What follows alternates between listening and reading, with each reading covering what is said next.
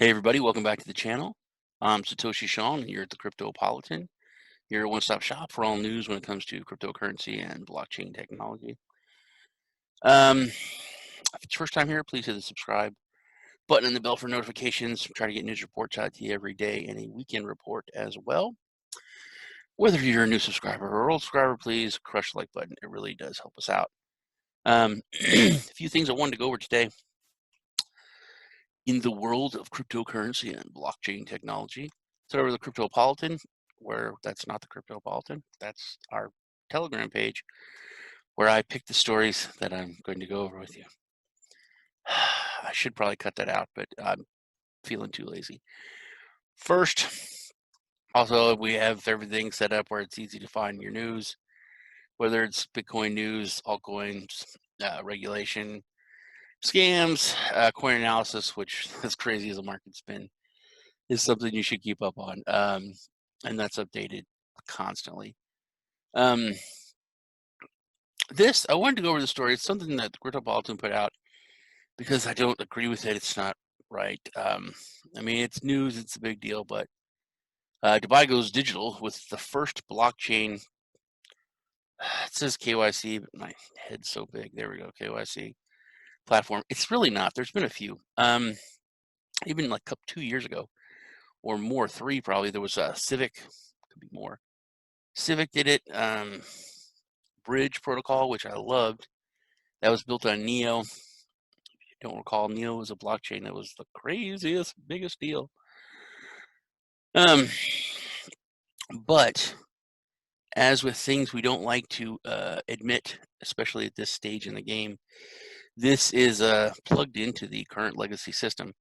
So that's why it's a big deal and it's the first. So Dubai, they're, super smart city, all that stuff.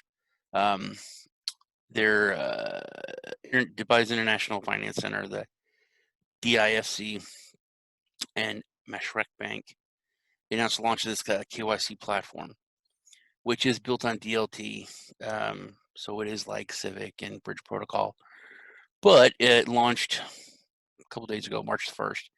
And it's basically a regulated KYC platform with the integration in the bank. So other banks in the banking system can use this, I guess, because it's more legit and acceptable than previous KYC DLTs. So it's through this Mashreq Bank, which is probably central bank, but I'm not for sure on that one. Which removes the need for paper-based KYC. Basically, your picture, your information, it's all there in a block, which is encrypted, so it can be passed on securely to other people that you allow access to, or that the bank would allow access to, as it is not a fully decentralized entity, and the bank would own that information or have access to the encryption of it. Next, Binance and Tao partnership. Is it in order? So we did a story on this. Binance, it's through Binance with Yahoo Finance Japan. First off, I don't know, there's so many things that are funny about this. The world media, I know the word on the media, like the word on the street, but the word on the media is that Binance and the Tao partnership is in order. Reports Binance in discussion with Yahoo Japan, which we went over, and now the Z Corporation. What is these names? There's an umbrella corporation in Wuhan, China, and now the Z Corporation, for its Tao and corporate subsidiary of the corporation.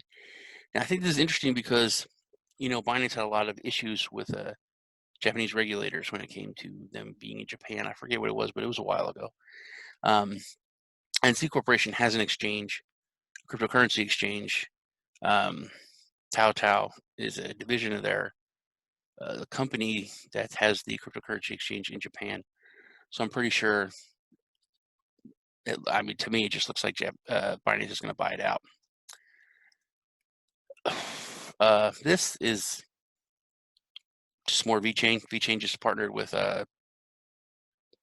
TrueBit or no, BuyTrue or Bitrue, however you pronounce the exchange, which I talked to someone who was on the exchange listed and they weren't for sure either. But this is Blockchain Fashion on VeChain. Who's it? Sarah Regensberger. It's fashion line. It's been launched on VeChain. VeChain is making a lot of moves this year. They were kind of quiet in 2019, and they're really coming back with a vengeance with their partnerships. I'm revisiting getting back into VeChain as the tech. I mean, they really did revolutionize a lot of the tech when it comes to supply chain, which is the biggest use of blockchain right now. And last, we'll talk about the IRS. They're warning crypto tax defaulters via stern warning letters. Before I started reading this, and it basically says that the IRS is coming out with a really strong posturing that they're threatening U.S. residents. You know, claim your crypto, you can go to jail. We're coming after you. And there was just certain lines in here that are so. In a stern warning, the IRS had mentioned that crypto tax defaulters will be subject to criminal prosecution, and if they don't pay their tax liabilities before the due date, the agency won't hesitate to penalize crypto users. So it's working to bring cryptocurrencies under the tax net. Where is it? It was one. It was kind of. It said we have a list. They have a list of all cryptocurrency depositors. As soon as I read, I'm like, yeah, they just have a list of people on Coinbase. And then literally the last part is that recently crypto exchange Coinbase stated that account information of users with a balance of more than $20,000 would be shared with the authorities. I thought it was 10 grand. So I've been watching that with Coinbase myself, just making sure to try to keep it around there, close to it. But it's $20,000.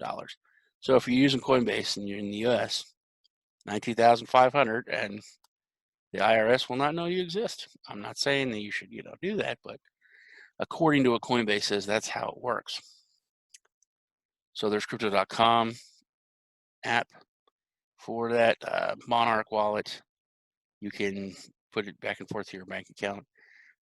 So if the balance is, if the set limit is 20 grand, which I'm pretty sure jerky ass Brad Sherman is going to make that $20,000 ceiling or floor for the reporting to the IRS. Just with those three apps alone, you've got $60,000 worth of playroom before the IRS knows your crypto exists. If you're going full on regulated, putting it out there, no privacy coins, no nothing, that's still a pretty decent amount. That's about it for today. I am your host, Satoshi Sean, and your good buddy, Satoshi Sean. It's good hanging out with you. Y'all take care, and I'll see you in the next video.